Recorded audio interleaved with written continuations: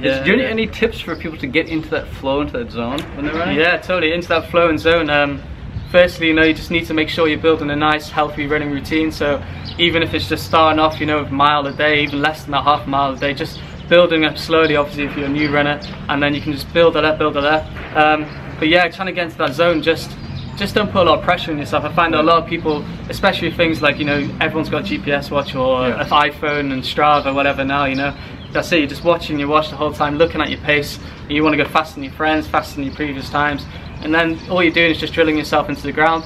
So yeah, wear a watch if you want to wear a watch, but just try and get out of the habit now and again of looking at it. Just enjoy your surroundings, just take in what's around you, and just don't look at your watch. Just run as long as it feels good, or as far or as fast as it feels good, and just enjoy it, and just get out of the city as well, just get to the trails. That's where you really can find yourself as a runner, and just obviously lose yourself in your own thoughts. Yeah, just either lose yourself in your thoughts or lose yourself in a rhythm of like boom, boom, boom, boom, boom, boom. Focusing on your breath, your footsteps, or just like the 3 or 4 like rocks in front of you, just like that pebble, that pebble, that pebble, that pebble, that stick, that stick, that stick, that next stick.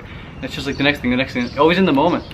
I find if I just stare at something right in front, like I'm always in the moment. That's it, yeah, like we say, lost in your thoughts. It's not like you're not present, because when I'm running, I'm 100% present. I'm sure you feel the same, because you have to be, otherwise you're gonna, especially if you're running trails, you're gonna be flat on your face if you're not. But at the same time, you are in this other kind of state, you know. Dimension, man. Yeah, totally. Now, now I know running, about statistically speaking, 80% of runners get injured every single year. 80%. Yeah. So if there's 10 of us here, there's 10 runners here with us, 8 of them are going to be injured and not be able to run for a few months every year. Yeah. So what's your tip for being able to be so consistent? Because we know consistency is the key to being a great runner, but what's your tip for not getting injured to get out of that consistency? Yeah, totally. A big thing for me when I was growing up, I actually had glandular fever. So when I was competing at, you know, high level and you know, representing my country, I was 17, 18 I think at the time, and I just got glandular fever because I just completely burned myself out, because that's what I wanted to do. I just wanted to go hard. So you got sick? Yeah, I got really sick. You know, for maybe 2-3 months I couldn't run at all, and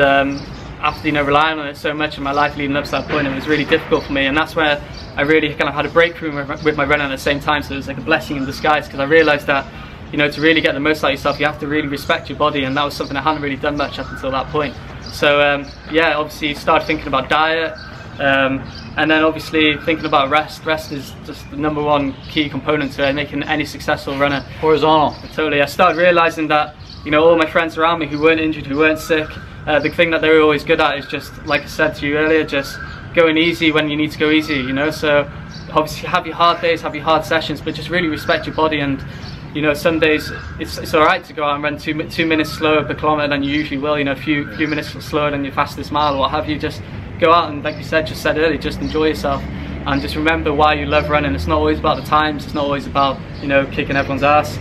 Just go out there and just have fun, and just, yeah, understand that, you know, a rest day is obviously needed once in a while, especially time off legs. I try and have at least 1 day a week when I'm not running. Obviously doing things like cycling is good cross training as well, and you're not doing the same pounding or same beating on your body. But yeah, rest, I would say, and diet are definitely the most key components to staying injury free.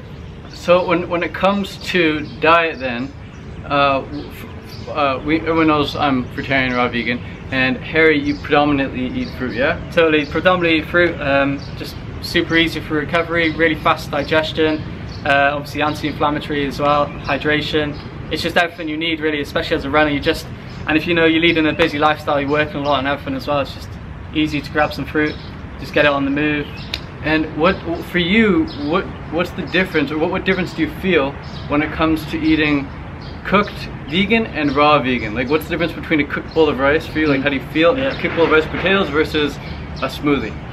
Yeah, so I still do eat cooked food, so I'm not 100% raw, but yeah, with the smoothie, it just... Harry is the best runner I've ever run with in my life, and I've been running for almost my whole life. You know, ever since I was 3-4 years old, I've been running, playing soccer, running around cross country, things like that. So I've never come across a better runner than Harry.